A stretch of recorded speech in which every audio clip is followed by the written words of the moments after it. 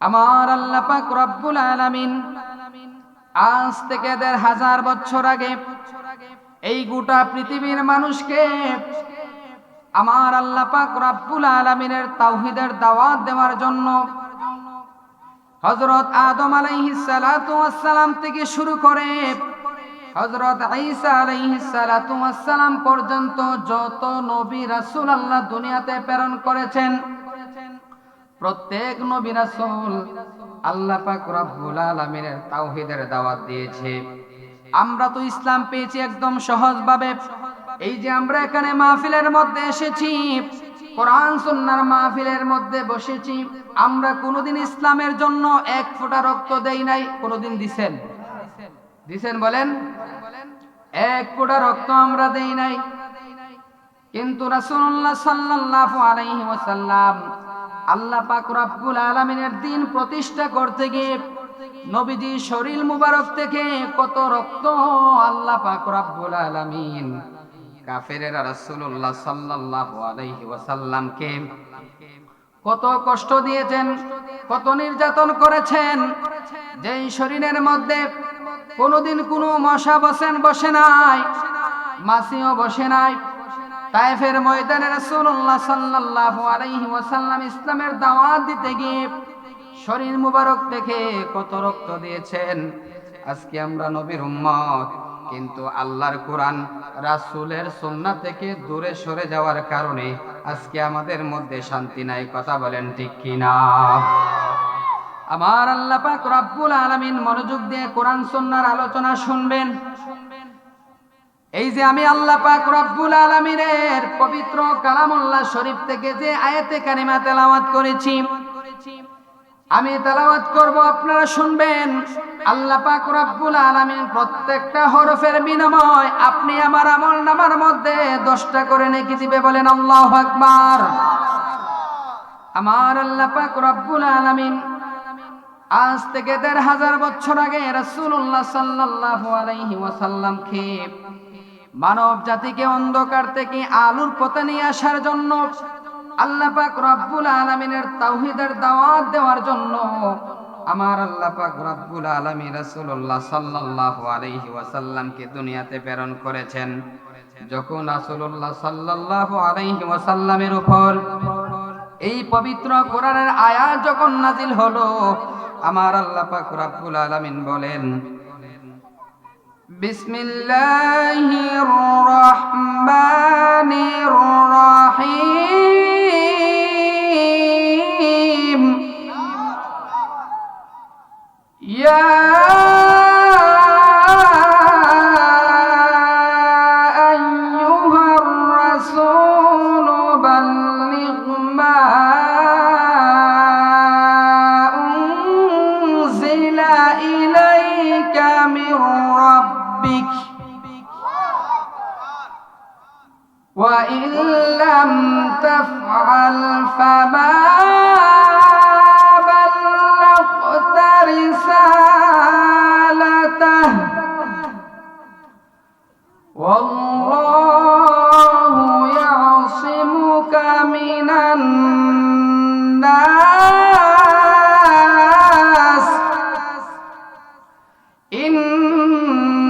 ইন্নাল্লাহা লা ইয়াহদিল কওমাল কাফিরিন। এই আয়াতে কারিমা যখন আমার আল্লাহ পাক রব্বুল আলামিন রাসূলুল্লাহ সাল্লাল্লাহু আলাইহি ওয়াসাল্লামের উপর নাজিল করলেন, রাসূলুল্লাহ সাল্লাল্লাহু আলাইহি ওয়াসাল্লাম কি আল্লাহ বলেন, ইয়া আইয়ুহার রাসূল, হে রাসূল, বাল্লিগি মা উনজিলা ইলাইকা মির রাব্বিক, আপনার রবের পক্ষ থেকে আপনি রাসূলের উপর যা কিছু নাজিল হয়েছে, অর্থাৎ আল্লাহ পাক রব্বুল আলামিনের যে কোরআন নাজিল হয়েছে, সেই কোরআনের দাওয়াত আপনি মানুষের কাছে পৌঁছায়া দেন। বলেন সুবহানাল্লাহ। ওয়া ইন লাম তাফআল ফামা বাল্লাগতা রিসালাতাহ, আর যদি আপনি এই কোরআনের দাওয়াত মানুষের কাছে পৌঁছায়া না দেন, তাহলে আপনাকে যে আমি আল্লাহ পাক রব্বুল আলামিন রিসালাতের দায়িত্ব দিয়েছি, সেই দায়িত্বের কাজ পরিপূর্ণ হবে না। এই আয়াত যখন রাসূলুল্লাহ সাল্লাল্লাহু আলাইহি ওয়াসাল্লামের উপর আল্লাহ পাক রব্বুল আলামিন নাজিল করলেন, সঙ্গে সঙ্গে রাসূলুল্লাহ সাল্লাল্লাহু আলাইহি ওয়াসাল্লাম সাফা পদদেশে চলে গেলেন। সাফা পদদেশে গিয়ে মক্কাবাসীদেরকে উদ্দেশ্য করে বলতেছে, হে মক্কার লোকেরা, হে মক্কাবাসীরা, আমি রাসূলুল্লাহ সাল্লাল্লাহু আলাইহি ওয়াসাল্লাম আজকে তোমাদেরকে এমন একটা সংবাদ দিব, যেই সংবাদটা পৃথিবীর মধ্যে সবচাইতে দামি। আল্লাহু আকবার বলেন। এমন একটা সংবাদ দিব, যেই সংবাদটা আমি রাসূল তোমাদের কাছে কোনোদিন বলি নাই। এমন একটা সংবাদ দিব, ওই সংবাদটা যদি তোমরা মানতে পারো, রাসূলুল্লাহ সাল্লাল্লাহু আলাইহি ওয়াসাল্লাম বলেন, কুলু লা ইলাহা ইল্লাল্লাহ দাখালাল জান্নাহ। যারা সাক্ষ্য দিবে কুলু লা ইলাহা ইল্লাল্লাহ, আল্লাহ ছাড়া কোনো মাবুদ নাই, দাখালাল জান্নাহ, তারা আল্লাহ পাক রব্বুল আলামিনের জান্নাতের মধ্যে তারা প্রবেশ করবে। বলেন সুবহানাল্লাহ। এই কথা বলার সঙ্গে সঙ্গে মক্কার মানুষগুলা একত্রিত হয়ে গেল, জড়ো হয়ে গেল। এবার নবীজি বলতেছে, হে মক্কাবাসীরা, তোমরা বলো তো আমি কে? মক্কাবাসীরা রাসূলুল্লাহ সাল্লাল্লাহু আলাইহি ওয়াসাল্লামকে বলতেন আল আমিন। সুবহানাল্লাহ বলেন। কি বলতেন? আল আমিন শব্দের অর্থ হলো সত্যবাদী, যে কখনো জীবনে মিথ্যা কথা বলেন নাই। নবীজি বলতেছে, তোমরা আমাকে কেমন বিশ্বাস করো? মক্কার লোকেরা বলল, হে আব্দুল্লাহর ছেলে মুহাম্মদ, আপনি হলেন এই মক্কার মধ্যে আল আমিন, আপনি কোনোদিন মিথ্যা কথা বলেন নাই, আপনাকে আমরা বিশ্বাস করি, আপনার কাছে আমরা আমানত রাখি, আপনি কখনো আমানতের খেয়ানত করেন না। আল্লাহু আকবার। এই কথা বলার সঙ্গে সঙ্গে রাসূলুল্লাহ সাল্লাল্লাহু আলাইহি ওয়াসাল্লাম বলেন, হে মক্কাবাসীরা, এবার আমি রাসূল যদি বলি, এই সাফা পদদেশের উল্টা পাশে এমন কিছু বাহিনী আছে, একদল শত্রু বাহিনী দাঁড়িয়ে আছে, তারা তোমাদের উপর হামলা করবে, তোমাদেরকে তারা হামলা করে তোমাদেরকে ধ্বংস করে দিবে, তাহলে কি তোমরা তা বিশ্বাস করবে? বলেন সুবহানাল্লাহ। এই কথা বলার সঙ্গে সঙ্গে মক্কার লোকেরা বলল, হা হা, আমরা অবশ্যই বিশ্বাস করব, আমরা কোনো সন্দেহ করব না। এবার রাসূলুল্লাহ সাল্লাল্লাহু আলাইহি ওয়াসাল্লাম বলেন, তাহলে তোমরা বলো, কুলু লা ইলাহা ইল্লাল্লাহ, আল্লাহ ছাড়া কোনো ইলাহ নাই। যে আল্লাহ পাক রব্বুল আলামিন আসমান সৃষ্টি করেছেন, যে আল্লাহ পাক রব্বুল আলামিন জমিন সৃষ্টি করেছেন, যে আল্লাহ পাক রব্বুল আলামিন হায়াতের মালিক, যে আল্লাহ পাক রব্বুল আলামিন রিজিকের মালিক, যে আল্লাহ পাক রব্বুল আলামিন तमाम জাহানের মালিক, তোমরা লাত মানাত এবং হুবল দেবীর পূজা তোমরা ছেড়ে দাও, এইগুলোর পূজা তোমরা করতে পারবে না, এক আল্লাহ পাক রব্বুল আলামিনের ইবাদত করো। এই কথা বলার সঙ্গে সঙ্গে মনোযোগ দিয়ে কথাগুলি শুনবেন, রাসূলুল্লাহ সাল্লাল্লাহু আলাইহি ওয়াসাল্লাম আল্লাহ পাক রব্বুল আলামিনের দ্বীন প্রতিষ্ঠা করতে গিয়ে কত কষ্ট করেছেন, কত কষ্ট স্বীকার করেছেন। এই কথা যখন বললেন, তোমরা মূর্তি পূজা করবে না, লাত মানাতের পূজা করবে না, হুবল দেবতার পূজা করবে না, এক আল্লাহ পাক রব্বুল আলামিনের ইবাদত করবে। বলেন আল্লাহু আকবার। এই কথা বলার সঙ্গে সঙ্গে আবু লাহাব উনি কি করলেন, হে মুহাম্মদ, তুমি কি এই কথা বলার জন্য আমাদেরকে এখানে ডেকেছো? তুমি ধ্বংস হয়ে যাও, তুমি ধ্বংস হয়ে যাও। বলেন নাউজুবিল্লাহ।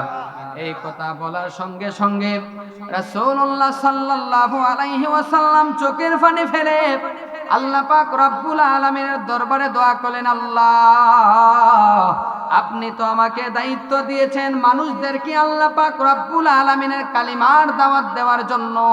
এবার আমি কালিমার দাওয়াত দেওয়া যখন আমি শুরু করলাম, শুরু করতে দেরি হলো, কিন্তু শত্রু তো আমার ঘরের মধ্যে রয়েছে, আমার চাচা আবু লাহাব আমাকে বলল, হে মুহাম্মদ তুমি ধ্বংস হও, তাহলে আমি কেমন করে আল্লাহ এই কালিমার দাওয়াত দিব?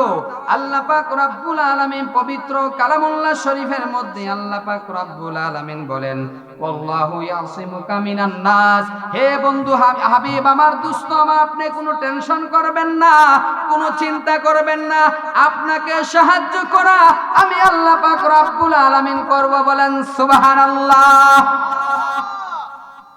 আমরা কেমন নবীর উম্মত, মনোযোগ দিয়ে শুনেন। এই দুনিয়াতে আসছে সবার শেষে, কিন্তু জান্নাতে যাব সবার আগে। আল্লাহু আকবার। কিয়ামতের ময়দানে যখন আল্লাহ পাক রব্বুল আলামিন আমাদেরকে বিচার করবেন, হযরত আদম আলাইহিস সালাতু ওয়াস সালাম থাকবেন, ঈসা রূহুল্লাহ থাকবেন, আমাদের নবীও থাকবেন। আদম থেকে রাসূলুল্লাহ পর্যন্ত প্রত্যেক নবী রাসূল কিয়ামতের ময়দানে উপস্থিত থাকবেন এবং তাদের উম্মতগণ থাকবেন। তখন ঘোষণা দেওয়া হবে, হে আদম নবী তুমি জান্নাতি, তুমি জান্নাতে চলে যাও। হে মূসা তুমি জান্নাতি, তুমি জান্নাতে চলে যাও। হে ঈসা তুমি জান্নাতি, জান্নাতে চলে যাও। এই ঘোষণা দেওয়ার পর সমস্ত নবীরা দৌড়ায়া জান্নাতের গেটের সামনে যাবে। মনোযোগ দিয়ে শুনেন, জান্নাতের গেটের সামনে যাওয়ার পর দেখবে জান্নাতের গেট লাগানো। আল্লাহু আকবার। জান্নাতের গেট লাগানো এরকম যখন দেখবেন, তখন আদম আলাইহিস সালাতু ওয়াস সালাম গিয়ে বলবে, হে জান্নাতের ফেরেশতারা, ঘোষণা হয়ে গেছে আমি আদম সফিউল্লাহ জান্নাতি, আপনি গেট খুলে দেন। ফেরেশতা বলবে, মান আনতা, আপনি কে? আদম আলাইহিস সালাতু ওয়াস সালাম উত্তর দিবেন, আনা আদম সফিউল্লাহ, আমি আদম সফিউল্লাহ, এই পৃথিবীর মধ্যে সর্বপ্রথম মানব। ফেরেশতা বলবে, আমি আদম সফিউল্লাহকে চিনি না। বলেন না সুবহানাল্লাহ। এবার মূসা আলাইহিস সালাতু ওয়াস সালাম যাবেন। মূসা গিয়ে বলবে, হে জান্নাতের ফেরেশতারা, জান্নাতের দরজা খুলে দাও। ফেরেশতারা ভিতর থেকে বলবে, মান আনতা, তুমি কে? তখন বলবে হযরত মূসা আলাইহিস সালাতু ওয়াস সালাম বলবেন, আমি মূসা কালিমুল্লাহ, আমি মূসা কালিমুল্লাহ। ফেরেশতারা বলবে, মূসা কালিমুল্লাহকে আমি তাকে চিনি না, চিনি না। এবার ঈসা আলাইহিস সালাতু ওয়াস সালাম যাবে, প্রশ্ন করা হবে, মান আনতা, তুমি কে? ঈসা রূহুল্লাহ বলবে, আমি ঈসা রূহুল্লাহ, যাকে আল্লাহ পাক রব্বুল আলামিনের রূহ বলা হয়। ফেরেশতারা বলবে, তুমি ঈসাকেও চিনি না, যতক্ষণ পর্যন্ত আখিরি জামানার নবী, আপনার নবী, আমার নবী রাসূলুল্লাহ সাল্লাল্লাহু আলাইহি ওয়াসাল্লাম জান্নাতের মধ্যে প্রবেশ না করবে, সেই জামানার রাসূলুল্লাহ সাল্লাল্লাহু আলাইহি ওয়াসাল্লামের উম্মত যতক্ষণ পর্যন্ত এই জান্নাতের মধ্যে কদম না রাখবে, কোন নবী এবং রাসূল এবং তাদের উম্মত জান্নাতের মধ্যে প্রবেশ করতে পারবে না। বলেন আল্লাহু আকবার। আমাদের দাম কম না বেশি? আরো জোরে বলেন, কম না বেশি? আমরা সেই রাসূলের উম্মত।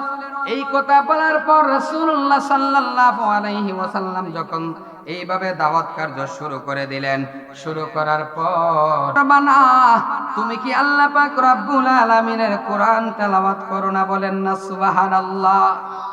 আল্লাহর নবী বলতেছে, আবু বকর, হে আবু বকর, তুমি কি আল্লাহর কোরআন পড়ো নাই? যে আল্লাহ পাক রব্বুল আলামিনের কোরআন পাঠ করবে। আমার আল্লাহ পাক রব্বুল আলামিন পবিত্র কালামুল্লাহ শরীফের মধ্যে বলেছে, যারা আল্লাহ পাক রব্বুল আলামিনকে বিশ্বাস করবে, আল্লাহর কোরআন তেলাওয়াত করবে, যারা আল্লাহ পাক রব্বুল আলামিনকে বিশ্বাস করবে না, তাদের উভয়ের মধ্যে আল্লাহ পাক রব্বুল আলামিন এমন একটা পর্দা দিবেন, যে পর্দার কারণে বেঈমান ঈমানদারগণকে দেখতে পাবে না। বলেন সুবহানাল্লাহ। সেই আবু বকর সিদ্দিক রাদিয়াল্লাহু তাআলা আনহু এই কথা বলার পর নবীজি বলতেছে, আবু বকর তুমি কোনো চিন্তা করবা না, তুমি কোনো টেনশন করবা না, আমাকে আমার কাজ করতে দাও, আমাকে আমি আল্লাহ পাক রব্বুল আলামিনের কোরআন তেলাওয়াত করতে দাও। বলেন সুবহানাল্লাহ। নবীজি কোরআন তেলাওয়াত করতেছেন, উম্মে জামিল দুইটা পাথর নিয়ে নবীজির সামনে আসলেন। আবু বকর রাদিয়াল্লাহু তাআলা আনহুকে বলতেছেন, ও আবু বকর, তোমার নবী কোথায়? আল্লাহু আকবার বলেন। অথচ নবীজি বসা, নবীজির ডান পাশে আবু বকর বসা, আবু বকর এবং নবীজির সামনে উম্মে জামিল দাঁড়ানো। নবীজি কোরআন তেলাওয়াত করতেছে, উম্মে জামিল নবীকে দেখে নাই। সুবহানাল্লাহ। আবু বকরকে বলতেছে, আবু বকর, মুহাম্মদ কোথায়, তোমার নবী কোথায়? এই মুহূর্তে যদি তোমার নবীকে আমি পাইতাম, ওই পাথর দিয়ে নবীজির মাথাটাকে আমি চিহ্ন করে ফেলতাম। বলেন নাউজুবিল্লাহ। নবীজি আল্লাহর কোরআন তেলাওয়াত করতেছেন, আবু বকর সিদ্দিক রাদিয়াল্লাহু তাআলা আনহু আশ্চর্য। আমি যে নবীজির পাশে বসা, নবীজি কোরআন তেলাওয়াত করতেছেন, আমি আবু বকর দেখতেছি এবং শুনতেছি, অথচ আমার সামনে উম্মে জামিল, আমি আবু বকরকে দেখে নবীকে দেখে নাই। বলেন না আল্লাহু আকবার। এবার নবীজি বলতেছে, আবু বকর শুনো, ও আবু বকর তুমি শুনো, আল্লাহ পাক রব্বুল আলামিন যারা আল্লাহকে বিশ্বাস করে, যারা আমি রাসূলকে বিশ্বাস করে, তারা যখন কোরআন তেলাওয়াত করে, যারা কাফের বেঈমান, তাদের এবং আমার মধ্যে আল্লাহ পাক রব্বুল আলামিন একটা কালো পর্দা টানিয়ে দিয়েছেন, যে পর্দার কারণে উম্মে জামিল আমি মুহাম্মদকে দেখতে পাই নাই। বলেন সুবহানাল্লাহ। এবার উম্মে জামিল বাড়িতে চলে গেলেন। বাড়িতে চলে গিয়ে আবু লাহাবকে বলতেছে, আমি দুইটা পাথর নিয়ে মুহাম্মদকে ঢিল মারার জন্য গিয়েছিলাম, পাই নাই। ও স্বামী, তুমি যাও, তুমি গিয়ে মুহাম্মদ কোথায় আছে খুঁজে বের করো। বলেন নাউজুবিল্লাহ। আবু লাহাব নবীজিকে তালাশ করতে করতে মক্কার সামনে চলে আসছেন। এসে বলতেছে, মুহাম্মদ এখনো সময় আছে, তুমি কালিমার দাওয়াত বন্ধ করো, লা ইলাহা ইল্লাল্লাহ। এই কালিমার দাওয়াত মক্কার মধ্যে দিতে পারবে না, এই কালিমার দাওয়াত বন্ধ করো। যদি কালিমার দাওয়াত বন্ধ না করো, এ মুহাম্মদ, আমার দুইটা সন্তান উতবা এবং সাইবা, নবীজির দুইজন কন্যাকে বিবাহ করেছিল উতবা এবং সাইবা, নবীজি নবুয়ত পাওয়ার আগে। তখন আবু লাহাব বলতেছে, আমার দুইটা সন্তান উতবা সাইবা, তাদেরকে বলবো, আপনার যে দুইজন কন্যা সন্তান রয়েছে, আপনার কন্যাদেরকে যেন তালাক দিয়ে দেয়। বলেন নাউজুবিল্লাহ। এবার নবীজি কেমন নবী শুনেন, কেমন নবীর উম্মত। নবীজি বলতেছে, ও চাচা আবু লাহাব, আপনি শুনেন, আল্লাহ পাক রব্বুল আলামিন আমি রাসূলকে যদি হাজার হাজার কন্যা সন্তান দিত, হাজার হাজার কন্যা সন্তানদেরকে যদি আমি বিবাহ দিতাম, তারা যদি আমার সন্তানদেরকে, কন্যা সন্তানদেরকে তালাক দিয়ে দিত, আল্লাহর কসম এক চুল পরিমাণ আমি আল্লাহ পাক রব্বুল আলামিনের কালিমার দাওয়াত আমি বন্ধ করতাম না। বলেন সুবহানাল্লাহ। এবার আবু লাহাব চলে গেল। আবু লাহাব চলে গিয়ে উতবা সাহেবাকে বলতেছে, উতবা সাহেবা, তোমার মা মুহাম্মদকে থামাতে পারলো না, আমি আবু লাহাব থামাতে পারলাম না। এবার তোমরা দুই ভাই যাও, তোমাদের শ্বশুরকে গিয়ে বলো, তোমাদের শ্বশুর যেন কালিমার দাওয়াত বন্ধ করে, যদি বন্ধ না করে তার দুইটা সন্তানকে তোমরা তালাক দিয়ে দিবে, আর যদি তালাক না দাও তোমাদেরকে ধন সম্পদ থেকে আমি বঞ্চিত করব। বলেন নাউজুবিল্লাহ। দুই সন্তান আসলো, বলতেছে, ও শ্বশুর, আপনি মক্কার মধ্যে কালিমার দাওয়াত বন্ধ করুন। কালিমার দাওয়াত যদি বন্ধ না করেন, আপনার সন্তান, আপনার কন্যাদেরকে আমরা তালাক দিয়ে দিব। তালাক দিয়ে দিল। কিন্তু নবীজি বলতেছে, আমার মেয়েদেরকে তুমি তালাক দাও, আমার কোনো সমস্যা নাই, আমাকে গালি দাও, কোনো সমস্যা নাই, তবে আমার একটা উদ্দেশ্য, আমি এই দুনিয়ার মধ্যে এসেছি তোমাদেরকে, গোটা পৃথিবীর মানুষদেরকে আল্লাহ পাক রব্বুল আলামিনের তাওহীদের দাওয়াত দিয়ে আল্লাহ পাক রব্বুল আলামিনের জান্নাতের মধ্যে ঢুকানোর জন্য। বলেন সুবহানাল্লাহ। উতবা কি করলেন? নবীজির জুব্বা মুবারকের মধ্যে এইভাবে ধরলেন, ধরে টানতে টানতে রাসূলুল্লাহকে নিচে ফেলে দিলেন। বলেন নাউজুবিল্লাহ। নবীজি নিচে পড়ে গেলেন। নবীজির কাঁধ মোবারক চলে গেল, রক্ত বের হয়ে গেল। আর বলতেছে, হে মুহাম্মদ, তুমি কি আল্লাহর দাওয়াত দাও? আল্লাহ টাল্লাহকে আমি মানি না। বলেন নাউজুবিল্লাহ। মনোযোগ দিয়ে কথাগুলি খেয়াল করবেন। এবার রাসূলুল্লাহ সাল্লাল্লাহু আলাইহি ওয়াসাল্লাম দুই হাত তুলে আল্লাহ পাক রব্বুল আলামিনের কাছে বলতেছি, আল্লাহ, ও মায়ার আল্লাহ, দয়ার আল্লাহ, আমাকে গালি দিয়েছে, আমি কষ্ট পাই নাই। আমার দুইটা কন্যাকে তালাক দিয়ে দিল, আমি কষ্ট পাই নাই। আমাকে ধাক্কা মেরে ফেলে আমার ঘাড় দিয়ে রক্ত বের করে দিয়েছে, আমি কষ্ট পাই নাই। যখন বলল আল্লাহ টাল্লাহ আমি মানি না, এই কথাটা আমি মানতে পারি না গো আল্লাহ, এই কথাটা আমি মানতে পারি না। আল্লাহ, ওই উতবাকে শাস্তি দেওয়ার জন্য তার পিছনে তুমি একটা হিংস্র জানোয়ার লাগাইয়া দাও। বলেন সুবহানাল্লাহ। দোয়া করছেন কে? নবীজি। কে দোয়া করছেন? আল্লাহর নবী তো হলো মুস্তাজাবুদ দাওয়া। নবীজি আল্লাহর কাছে দোয়া করতে দেরি, আল্লাহ পাক রব্বুল আলামিন দোয়া কবুল করতে দেরি করে নাই। বলেন সুবহানাল্লাহ। সেই নবীকে আমরা ভালোবাসতে চাই কি চাই না?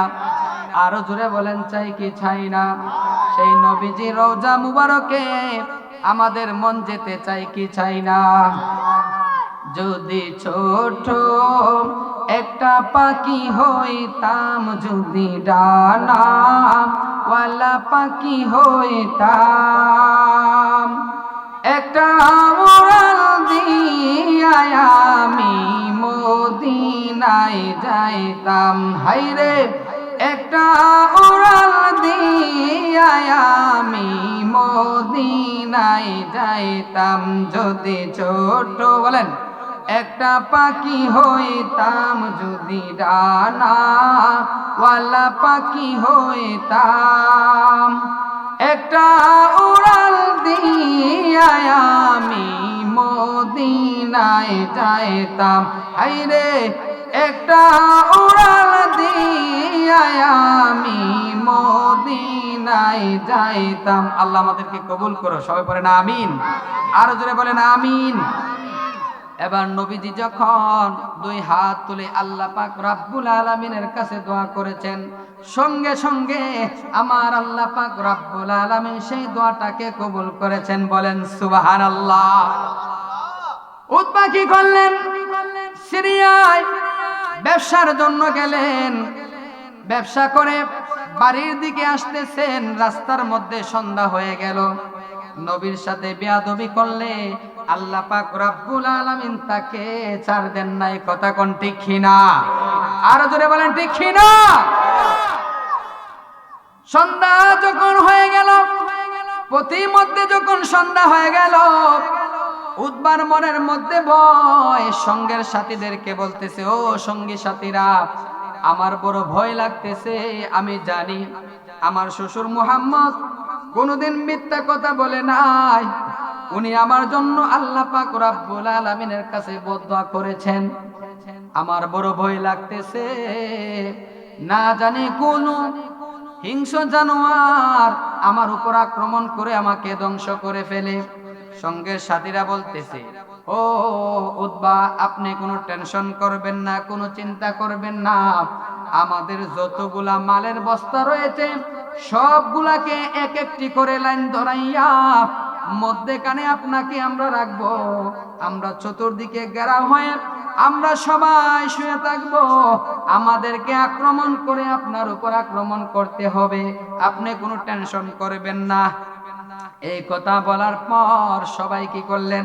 উতবাকে মধ্যখানে দিয়ে তারা একের পর এক বস্তাগুলোকে সাজাইয়া সবাই চতুর্দিকে গোল হইয়া আল্লাহ পাক রব্বুল আলামিন তাদের চোখের মধ্যে এমন একটা ঘুম দিলেন। ঘুম দেওয়ার পর আল্লাহ পাক রব্বুল আলামিন জংলার বাঘকে বলতেছে, হে বাঘ, আমি আল্লাহ পাক রব্বুল আলামিন তোমাকে একটা হুকুম দিলাম। যেই উতবা আমি আল্লাহ পাক রব্বুল আলামিনের বন্ধুর সাথে বেয়াদবি করেছে, হে বাঘ, তোমাকে আমি ঘোষণা দিলাম তুমি তাকে খাবে না, তাকে ছিন্ন ভিন্ন করে ফেলবে। বলেন আল্লাহু আকবার। এবার আল্লাহ পাক রব্বুল আলামিন ওই বাঘকে যখন হুকুম দিলেন, ওই বাঘ পাহাড় থেকে ওই উতবার উপর এমন ভাবে হামলা করলো, তার দুইটা চক্ষুকে আলাদা করলো, দুইটা হাতকে আলাদা করলো, তার কলিজাটাকে আলাদা করলো, তার পা দুইটাকে আলাদা করলো এবং বলতেছে, বাগে বলতেছে, ওরে দুশমন দুশমন, তোকে আমি খাবো না, কারণ তুই নবীরও দুশমন, আল্লাহরও দুশমন। পড়েন আল্লাহু আকবার। যেই বাগ আল্লাহ পাক রব্বুল আলামিনের হাবিবকে চিনল, যেই বাগ আমার আল্লাহ পাক রব্বুল আলামিনকে চিনল, আজকে আমরা নবীর উম্মত হইয়া সেই নবীকে এখনো চিনতে পারি নাই। কথা বলেন ঠিক কিনা?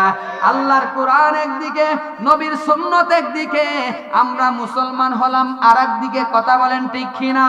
এই জন্য মুসলমানের মধ্যে শান্তি নাই, মুসলমানের মধ্যে অশান্তি। কেন? শান্তির রাস্তা তো আজ থেকে ১৫০০ বছর আগে আল্লাহ নবী রাসূলুল্লাহ সাল্লাল্লাহু আলাইহি ওয়াসাল্লাম আমাদেরকে যে রাস্তা দেখিয়ে গেছেন, ওই রাস্তা মতে যতক্ষণ পর্যন্ত না চলবো, আল্লাহর কসম করে বলি কোনদিন আপনি আমার মধ্যে শান্তি আসবে না। কথা বলেন ঠিক কিনা? এবার বাঘটাকে ছিন্ন ভিন্ন করে পাহাড়ের চূড়ার মধ্যে চলে গেল।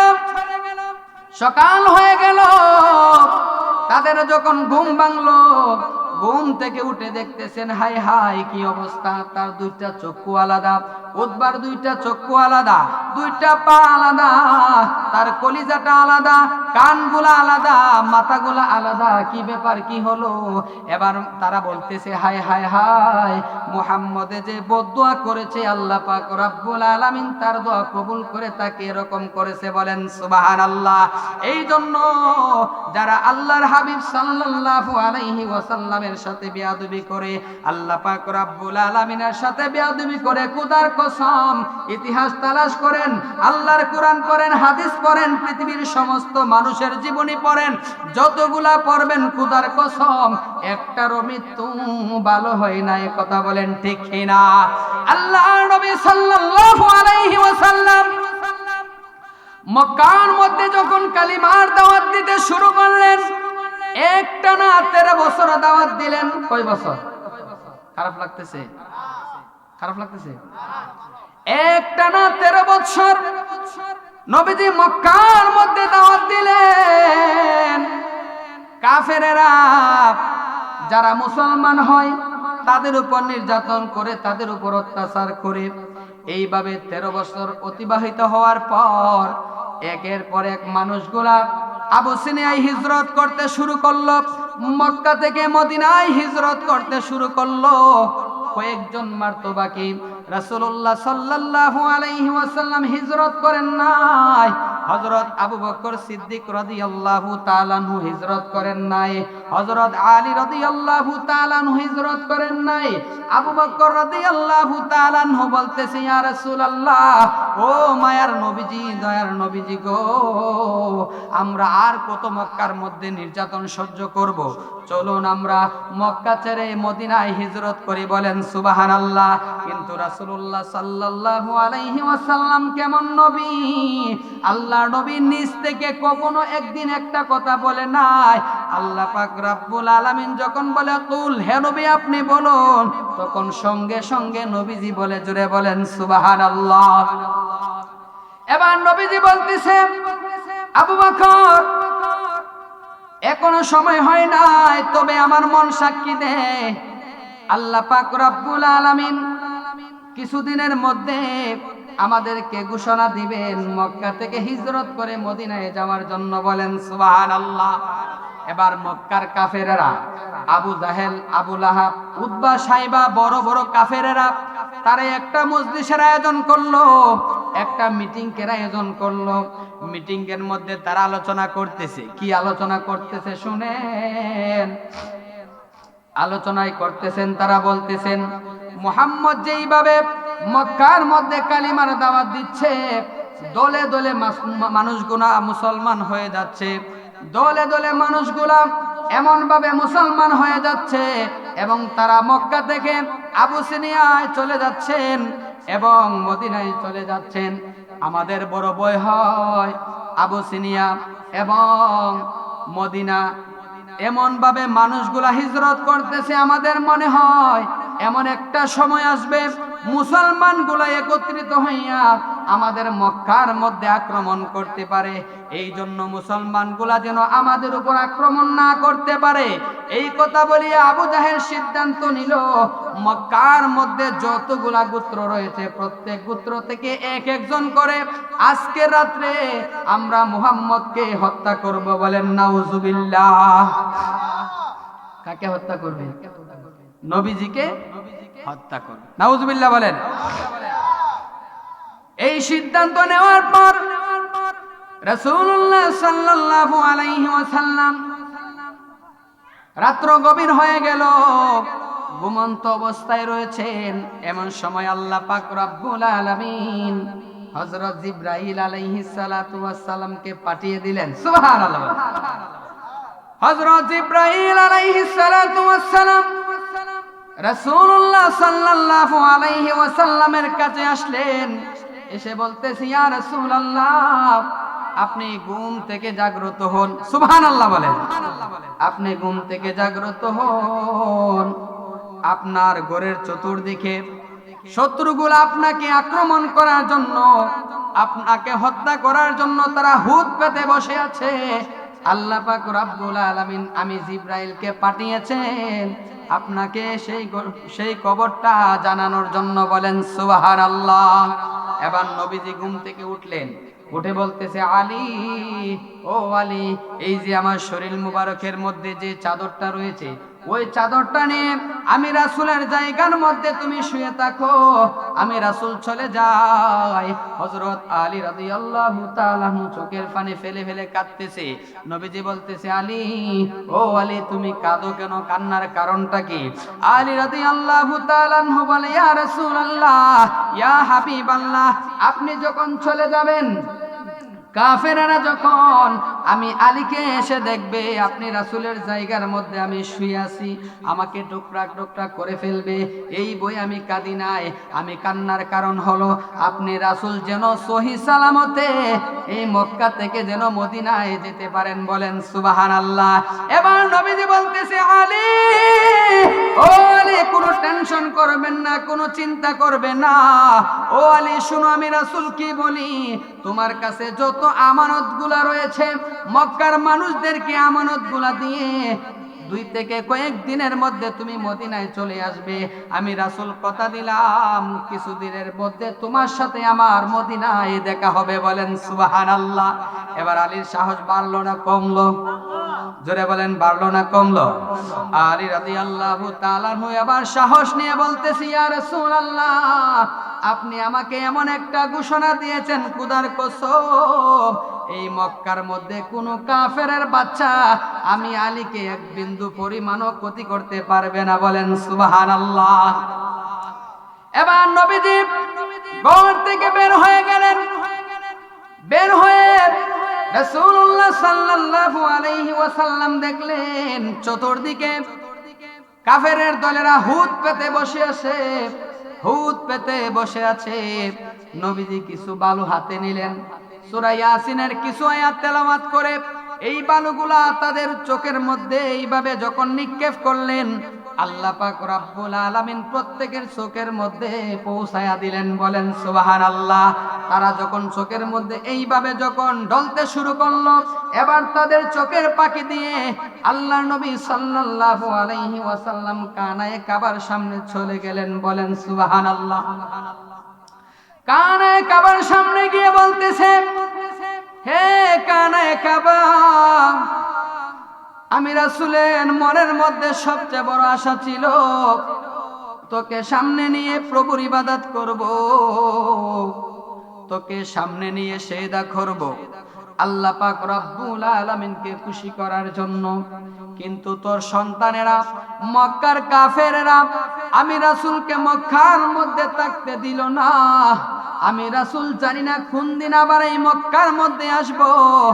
এই কথা বলিয়া কানায়ে কাবার চাবি ছিল উসমান ইবনে তালহা, একজন কাফের, তার নাম হলো উসমান ইবনে তালহা।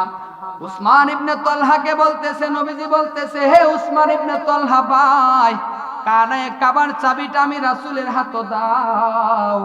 আমি কানায়ে কাবার দরজার তালাটা খুলে আমি 2 রাকাত নফল নামাজ পড়ব। বলেন না আল্লাহু আকবার। আমি 2 রাকাত নফল নামাজ পড়ব। এবার উসমান ইবনে তালহা বলতেছে, হে মুহাম্মদ, তোমাকে চাবি দেওয়া যাবে না, কখনো তোমাকে চাবিটা দেওয়া যাবে না। কারণ হলো তুমি হলে আমাদের শত্রু। বলেন নাউজুবিল্লাহ। এই কথা বলিয়া রাসূলুল্লাহ বারবার বলতেছে, আমি তোমার চাবি আবার তোমার কাছে দিয়ে দিব, আমি তো চাবি নিয়ে যাব না, তবে আমার শর্ত হলো 2 রাকাত নামাজ আমি পড়ব। কিন্তু উসমান ইবনে তালহা নবীজিকে ধাক্কা দিয়ে জমিনের মধ্যে ফেলে দিলেন। নবীজির গাড় থেকে রক্ত বাহির হয়ে গেল। নবীজি একবার সামনের দিকে যায়, হাউমাউ করে কাঁদে আর বলতেছে, হে মক্কার লোকেরা, এই মক্কার মধ্যে আমার বাবা নাই, আমার মা নাই, আমার দাদা নাই, দাদি নাই। আমার বাবা যদি আজকে মক্কার মধ্যে থাকতো, আমার মা যদি মক্কার মধ্যে থাকতো, আমার দাদা যদি মক্কার মধ্যে থাকতো, হে মক্কার লোকেরা, তোরা আজকে আমি নবী মুহাম্মদকে মক্কা থেকে কখনো তাড়িয়ে দিতে পারবে না। বলেন সুবহানাল্লাহ।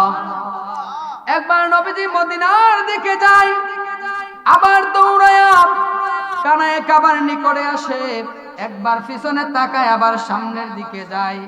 যেতে যেতে রাসূলুল্লাহ সাল্লাল্লাহু আলাইহি ওয়াসাল্লাম হযরত আবু বকর সিদ্দিক রাদিয়াল্লাহু তাআলা আনহুর বাড়ির কাছে চলে গেলেন। সুবহানাল্লাহ বলেন। হযরত আবু বকর সিদ্দিক রাদিয়াল্লাহু তাআলা আনহুর বাড়ির কাছে গিয়ে দরজার মধ্যে বলতেছে, হে আবু বকর, দরজা খুলো, দরজা খুলো, আমি রাসূল এসেছি তোমাকে নিয়ে হিজরত করার জন্য। বলেন সুবহানাল্লাহ। আবু বকর সিদ্দিক রাদিয়াল্লাহু তাআলা আনহু কেমন নবীজিকে ভালোবাসতেন শোনেন মনোযোগ দিয়ে। এবার এক ডাক দেওয়ার পর আবু জাহেল, আবু বকর, লাব্বাইক ইয়া রাসূলুল্লাহ, ইয়া রাসূলুল্লাহ বলে দরজাটা যখন খুলে দিলেন, নবীজি বলতেছে, আবু বকর তুমি কি ঘুমাও নাই? আবু বকর বলতেছে, ইয়া রাসূলুল্লাহ, আজ থেকে 2.5 বছর আগে আপনি আমাকে বলেছিলেন, আবু বকর, এমন একটা সময় আসবে, এমন একটা রাত আসবে, আমি রাসূল তোমাকে নিয়ে হিজরত করব। বলেন সুবহানাল্লাহ। ওই দিন থেকে আমি আবু বকর ঘুমাই, তবে আমি বিছানার মধ্যে ঘুমাই না, আমি আমার ফিটটা দরজার মধ্যে লাগাইয়া ঘুমাই। কেন ঘুমাই? আমার রাসূল এসে আমাকে ডাক দিবে, আমি বিছানা থেকে উঠে দরজা খুলবো, সেটা কখনো হয় নাই। বলেন সুবহানাল্লাহ। এবার আবু বকর বলতেছি, ইয়া রাসূলুল্লাহ, শুধু তাই নয়, আমার একটা কন্যা সন্তান রয়েছে, তার নাম হলো আসমা। ওই আসমা প্রতি রাত্রে আপনার জন্য নাস্তা তৈরি করে। কেন তৈরি করে? আমার সন্তান আসমা বলে, ওগো বাবা, আল্লাহ রাসূল মক্কা থেকে মদিনায় যাবে, অনেক দূরত্ব, লম্বা পথ, রাস্তার মধ্যে খিদা লাগতে পারে, এই জন্য আমি কিছু খাবারের ব্যবস্থা করে রাখি। এইভাবে হযরত আসমা 2.5 বছর ধরে নাস্তা তৈরি করে রাখে। রাসূল আসে নাই। এবার আবু বকর সিদ্দিক রাদিয়াল্লাহু তাআলা আনহু বলতেছে, ইয়া রাসূলুল্লাহ, আপনি যেই দিন আমাকে বলেছিলেন রাত্রে বেলা হিজরত করার জন্য যাবে, ওই দিন আমি মক্কার বাজার থেকে আপনার জন্য আমি একটা দামি উট কিনে রেখেছি। সমস্ত দামি উটগুলা ঘুমায়, প্রতি রাত্রে দামি যত উটগুলা রয়েছে মক্কার মধ্যে, উটগুলা ঘুমায়, কিন্তু ওই উটটা ঘুমায় না, ওই উটটা 2টা চোখ দিয়েছে তাকে। বলেন সুবহানাল্লাহ। আমি আবু বকর বলে, ওরে উট, তুই বড় ভাগ্যবান, তোর চেয়ে ভাগ্যবান এই পৃথিবীর মধ্যে কোনো উট নাই, কারণ তোর উপর সওয়ার হবে আল্লাহর নবী রাসূলুল্লাহ, যেই রাসূলুল্লাহকে আল্লাহ পাক রব্বুল আলামিন স্বয়ং দাওয়াত করে আল্লাহর বাড়িতে নিয়ে যায়। বলেন সুবহানাল্লাহ। ওই উটের দাম কম না বেশি? জোরে বলেন, কম না বেশি? এবার রাসূলুল্লাহ সাল্লাল্লাহু আলাইহি ওয়াসাল্লাম আবু বকর সিদ্দিক রাদিয়াল্লাহু তাআলা আনহুকে নিয়ে এবার মদিনার দিকে যখন রওনা করলেন, যাইতে যাইতে একবার হযরত আবু বকর সিদ্দিক রাদিয়াল্লাহু তাআলা আনহু নবীজির সামনে যায়, আবার পিছনে যায়, আবার ডানে যায়, আবার বামে যায়। এবার নবীজি বলতেছে, আবু বকর, ও আবু বকর, তুমি এরকম করো কেন? তুমি একবার সামনে যাও, আবার পিছনে যাও, আবার ডানে যাও, বামে যাও, তার কারণটা কি? বলেন সুবহানাল্লাহ। আবু বকর বলে, ইয়া রাসূলুল্লাহ, আমি সামনে যাই, পিছনে যাই, ডানে যাই, বামে যাই, কারণটা হলো, আমি সামনে যাওয়ার কারণ হলো আপনার যতগুলা শত্রু রয়েছে তারা সামনের দিক থেকে আপনার উপর তীর নিক্ষেপ করতে পারে। এই জন্য আমি আবু বকর সামনে যাই, আপনার উপর যেন আঘাত না লাগে। বলেন সুবহানাল্লাহ। এবার নবীজি আল্লাহর কাছে দোয়া করলেন, আল্লাহ, এই আবু বকরকে আল্লাহ, আবু বকরের জন্য শুধু দুনিয়া নয়, আবু বকরের জন্য তুমি জান্নাতের রাস্তাটা পর্যন্ত সহজ করে দাও। বলেন সুবহানাল্লাহ। এবার আবু বকর সিদ্দিক রাদিয়াল্লাহু তাআলা আনহুকে নিয়ে রাসূলুল্লাহ সাল্লাল্লাহু আলাইহি ওয়াসাল্লাম যেতে যেতে গারে সওর ওই গুহার নিকটে যখন চলে গেল, তখন কিছুটা অন্ধকার ফর্সা হয়ে গেল। এবার আবু বকর বলতেছি, ইয়া রাসূলুল্লাহ, এই যে দেখা যাচ্ছে অন্ধকার রাত, এই রাত কিছুটা ফর্সা হয়ে গেছে, মনে হয় শত্রুরা আমাদের উপর আক্রমণ করতে পারে। ওই যে একটা গুহা দেখা যায়, আসুন আমরা সেই গুহার মধ্যে আমরা আশ্রয় নেই। বলেন সুবহানাল্লাহ। রাসূলুল্লাহ সাল্লাল্লাহু আলাইহি ওয়াসাল্লাম আবু বকর সিদ্দিক রাদিয়াল্লাহু তাআলা আনহুকে নিয়ে ওই গুহার মধ্যে যখন প্রবেশ করলেন, এবার নবীজি বলতেছে, আবু বকর, ও আবু বকর, আমি রাসূল বড় ক্লান্ত, আমি রাসূল বড় ক্লান্ত, আমার অনেক কষ্ট হচ্ছে, তুমি একটু বসো, তোমার উরাতের মধ্যে মাথাটা রেখে আমি রাসূল একটু বিশ্রাম নেই। বলেন সুবহানাল্লাহ। এবার রাসূলুল্লাহ সাল্লাল্লাহু আলাইহি ওয়াসাল্লাম হযরত আবু বকর সিদ্দিক রাদিয়াল্লাহু তাআলা আনহুর কোলের মধ্যে মাথাটা যখন দিয়ে ঘুমিয়ে পড়লেন, আবু বকর ওই গুহার চতুর্দিকটা এইভাবে ঘুরাইয়া ঘুরাইয়া দেখতেছেন। বলেন সুবহানাল্লাহ। ঘুরে ঘুরে দেখতে দেখতে আবু বকর চিন্তা করলেন, অনেকগুলা ছোট ছোট ছিদ্র দেখা যায়। আবু বকর ভাবতেছেন সাপ বিচ্ছু থাকতে পারে। নবীজি বড় ক্লান্ত, নবীজি বড় ক্লান্ত, অনেক কষ্ট হচ্ছে। এবার আমি যদি ওই ছিদ্রগুলা যদি বন্ধ করে দে, তাহলে নবীকে দংশন করতে পারবে না। একের পর এক ওনার মাথার মধ্যে ছিল পাগড়ি, ওই পাগড়িগুলা ছিঁড়ে ছিঁড়ে প্রত্যেকটা গর্ত যখন বন্ধ করে দিল, এমন একটা সময় আসলো একটা গর্ত শুধু বাকি। আল্লাহু আকবার বলেন। একটা গর্ত শুধু বাকি। এবার আবু বকর সিদ্দিক রাদিয়াল্লাহু তাআলা চিন্তা করলেন, পাগড়ি তো শেষ, তাহলে ওই ছিদ্রটা আমি কি করব? উনার পায়ের বৃদ্ধা আঙ্গুলটা দিয়ে ওই ছিদ্রের মধ্যে এইভাবে যখন ধরে রাখলেন, ওই গর্তের মধ্যে একটা ছিল সাপ। ওই সাপটা নবীজির ঘ্রাণ পাইল। নবীজির ঘ্রাণ পাওয়ার পর ছিদ্রগুলা দিয়ে নবীজির সাথে সাক্ষাৎ করার জন্য চেষ্টা করতেছে, কিছুতে চেষ্টা করে পারতেছে না। হঠাৎ করে যখন আবু বকর সিদ্দিক রাদিয়াল্লাহু তাআলা আনহুর পাটা যে ছিদ্রের মধ্যে রেখেছিলেন, ওই ছিদ্রের মধ্যে সাপটা গিয়ে আবু বকর সিদ্দিক রাদিয়াল্লাহু তাআলা আনহুর পায়ের মধ্যে যখন দংশন করে দিলে, এবার আবু বকর সিদ্দিক রাদিয়াল্লাহু তাআলা আনহু কান্না শুরু করে দিলেন। জোরে জোরে কান্দেন নাই, উনি এমন ভাবে কাঁদতেছেন, শব্দ করেন নাই, কিন্তু চোখের পানি তো আর বন্ধ করা যায় না। যায়নি? বলেন, চোখের পানি তো বন্ধ করা যায় নাই। এক ফোঁটা চোখের পানি নবীজির চেহারা মুবারকের মধ্যে পড়ে গেল। এবার নবীজির ঘুম ছিল পাতলা। নবীজি ঘুম থেকে জাগ্রত হয়ে আবু বকরের দিকে তাকাইলেন, তাকাইয়া বলতেছে, আবু বকর, তুমি কান্না করো কেন? তুমি কি চিন্তা করো নাই তোমার কুলের মধ্যে এমন একজন নবী, ইয়া হাবিব, ততক্ষণ পর্যন্ত আমি বুঝাইতে পারবো না। পড়েন আল্লাহু আকবার। সঙ্গে সঙ্গে আমার আল্লাহ পাক রব্বুল আলামিন সাপের জবানটা খুলে দিলেন। সাপে সালাম দিতে লাগলেন, আসসালাতু ওয়াসসালামু আলাইকা ইয়া রাসূলুল্লাহ, আসসালাতু ওয়াসসালামু আলাইকা ইয়া হাবিবাল্লাহ, আসসালাতু ওয়াসসালামু আলাইকা ইয়া শাফিয়াল মুজনাবিন, আসসালাতু ওয়াসসালামু আলাইকা ইয়া রাহমাতাল লিল আলামিন। সালাম দিয়ে বলতেছি, ইয়া রাসূলুল্লাহ, এই গর্তের মধ্যে আমি 1 বছর নয়, 2 বছর নয়, 100 বছর নয়, 200 বছর নয়, আমি 500 বছর ধরে আপনার জন্য অপেক্ষা করতেছি। বলেন সুবহানাল্লাহ। কত বছর? জোরে বলেন কত বছর? এবার নবীজি বলতেছেন কেন? তখন বলতেছি আমি একদিন আপনার পূর্বের নবী হযরত ঈসা আলাইহিস সালাতু ওয়াস সালাম উনি উনার উম্মতদেরকে নিয়ে দ্বীনের আলোচনা করতেছেন, আল্লাহ পাক রব্বুল আলামিনের তাওহীদের আলোচনা করতেছেন। আলোচনা করতে করতে এক পর্যায়ে বলতেছেন, আমি ঈসা আলাইহিস সালাতু ওয়াস সালাম যখন দুনিয়া থেকে চলে যাব, চলে যাওয়ার 500 বছর পরে এমন একজন নবী আসবে, ওই নবীর উপর যে ব্যক্তি ঈমান আনবে, নবীর সাথে কথা বলবে, ওই ব্যক্তি আল্লাহ পাক রব্বুল আলামিনের জান্নাতের মধ্যে প্রবেশ করবে। বলেন আল্লাহু আকবার। এবার সাপটা বলল, গো আল্লাহর পয়গম্বর ঈসা, আপনি আল্লাহ পাক রব্বুল আলামিনের কাছে দোয়া করুন, আল্লাহ পাক রব্বুল আলামিন যেন আমি সাপকে যেন 500 বছরের হায়াত দান করে। বলেন সুবহানাল্লাহ।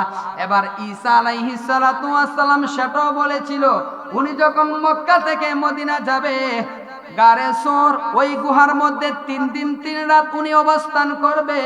তখন আমি আল্লাহর কাছে দোয়া করি, আল্লাহ যে গুহার মধ্যে আল্লাহর তোমার পয়গাম্বর আশ্রয় নিবে, ওই গুহার মধ্যে আমি থাকবো 500 বছর। আল্লাহর পয়গাম্বর ঈসা দোয়া করেছে, আল্লাহ পাক রব্বুল আলামিন আমাকে 500 বছর হায়াত দিয়েছে। বলেন সুবহানাল্লাহ। এবার সাফে বলতেছে, ওগো আল্লাহর নবী, আমি সাক্ষ্য দিলাম লা ইলাহা ইল্লাল্লাহ মুহাম্মাদুর রাসূলুল্লাহ। ঈসা নবী বলেছে, যেই ব্যক্তি সাক্ষ্য দিবে, আপনার এই কথার সাক্ষ্য দিবে লা ইলাহা ইল্লাল্লাহ, আল্লাহ ছাড়া কোনো মাবুদ নাই, মুহাম্মাদুর রাসূলুল্লাহ, মুহাম্মদ সাল্লাল্লাহু আলাইহি ওয়াসাল্লাম আল্লাহ পাক রব্বুল আলামিনের রাসূল, তাকে আল্লাহ পাক রব্বুল আলামিন জান্নাতের মধ্যে প্রবেশ করবে। ওগো আল্লাহর নবী, আপনার জন্য সেখানে আমি অপেক্ষা করেছিলাম, এবার আপনি আল্লাহর কাছে দোয়া করুন, আল্লাহ পাক রব্বুল আলামিন আমি সাপকে যেন জান্নাত দিয়ে দেয়। আল্লাহু আকবার। এবার নবীজি বলতেছে, ওরে সাপ, সাপের জন্য তো কোনো জান্নাত নাই, আল্লাহ তো জান্নাত তৈরি করেছে মানুষের জন্য, তুমি তো একটা সাপ, সাপের জন্য জান্নাত নাই। এবার সাপে বলতেছে, না না না, আল্লাহ পাক রব্বুল আলামিনের কালিমা যদি সত্য হয়, লা ইলাহা ইল্লাল্লাহ যদি সত্য হয়, মুহাম্মাদুর রাসূলুল্লাহ যদি সত্য হয়, তাহলে আমি আপনাকে ছাড়বো না যতক্ষণ পর্যন্ত আল্লাহ পাক রব্বুল আলামিন আমাকে জান্নাতবাসী না করবেন। বলেন আল্লাহু আকবার।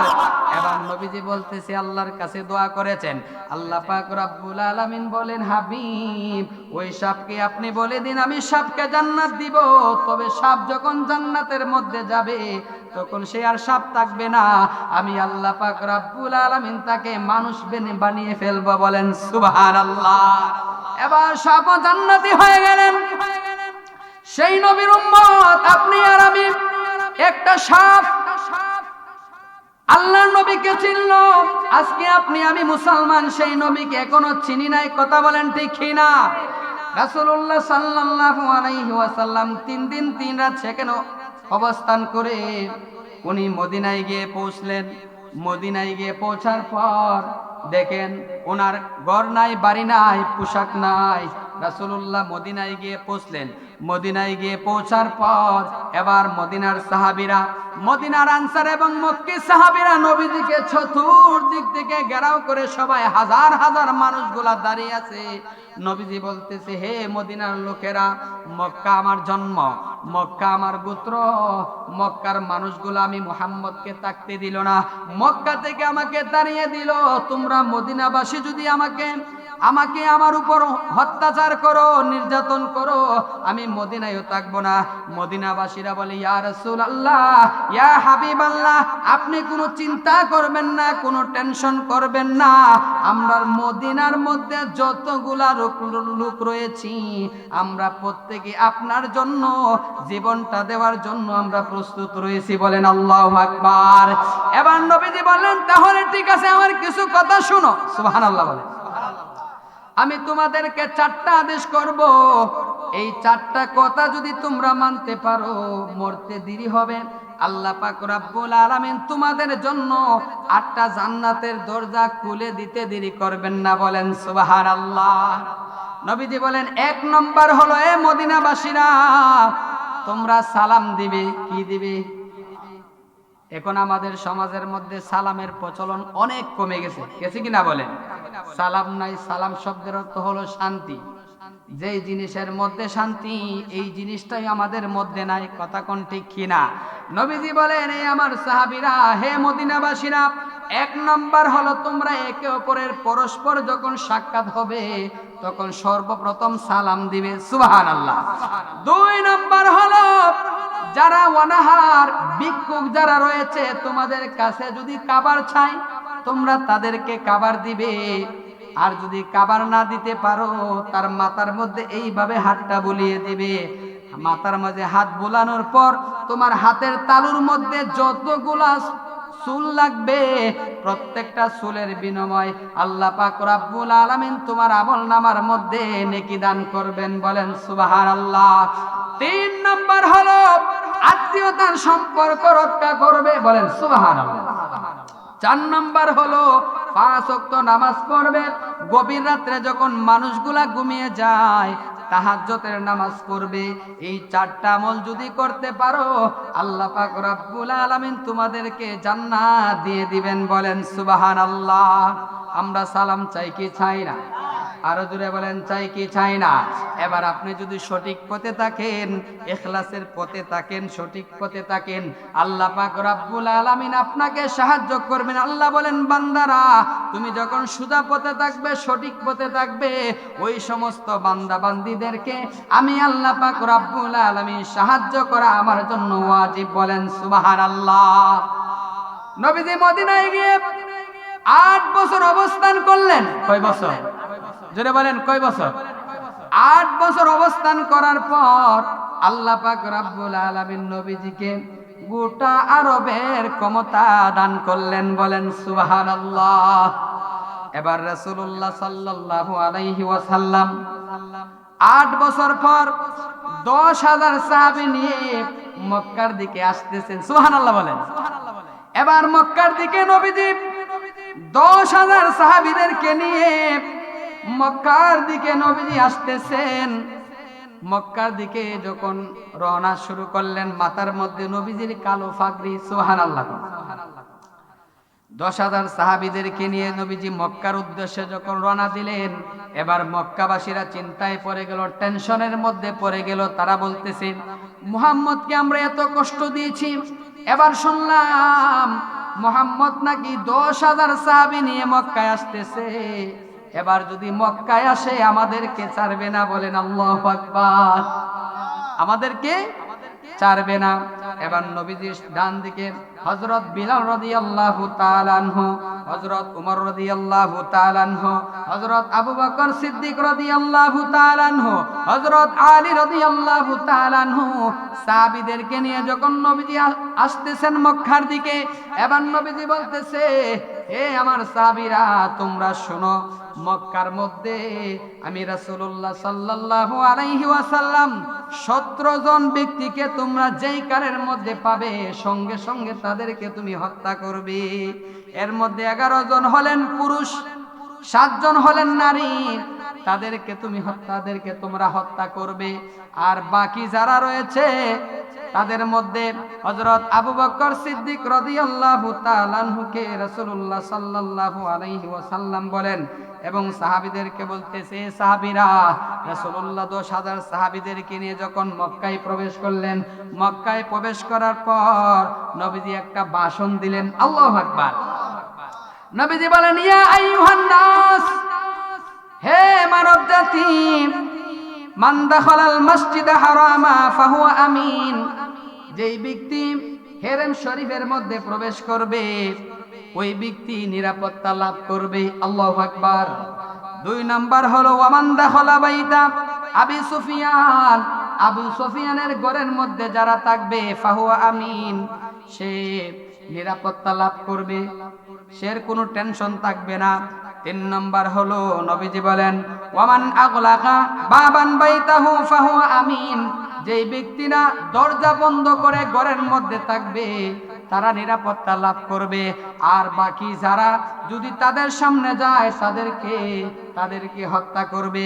কিন্তু 17 জন যদি কানায় খাবার গিলাফের মধ্যে ধরে যদি তওবা করে ক্ষমা চায়, তাদেরকে ক্ষমা করা হবে না, তাদেরকে সঙ্গে সঙ্গে হত্যা করা হবে। বলেন আল্লাহু আকবার। তাদের জন্য খুব কড়া সিগন্যাল। এর মধ্যে 1 নম্বর হলো ওয়াহশী, 2 নম্বর হলো হিন্দা। ওয়াহশীকে উহুদের ময়দানে রাসূলুল্লাহ সাল্লাল্লাহু আলাইহি ওয়াসাল্লামের চাচা আমির হামজা রাদিয়াল্লাহু তাআলা আনহুকে শহীদ করেছিল। তার নাম ছিল ওয়াহশী। ওয়াহশী যখন হযরত আমির হামজা রাদিয়াল্লাহু তাআলা আনহুকে যখন শহীদ করেন, হিন্দা একজন মহিলা ওনার আমির হামজার কলিজাটা ছিঁড়ে এইভাবে হাতের মধ্যে নিয়ে মুখ দিয়ে চিবিয়ে চিবিয়ে রাসূলুল্লাহকে দেখাচ্ছে। বলেন নাউজুবিল্লাহ। রাসূলুল্লাহ এই দৃশ্য দেখে এত কান্না করেছেন, এত কষ্ট করেছেন, এত কান্না করেছেন। রাসূলুল্লাহ সাল্লাল্লাহু আলাইহি ওয়াসাল্লামের সাহাবী হযরত আলী রাদিয়াল্লাহু তাআলা আনহু বলেন, এত কাঁদতে রাসূলুল্লাহকে আমি আর কোনোদিন দেখি নাই। বলেন সুবহানাল্লাহ।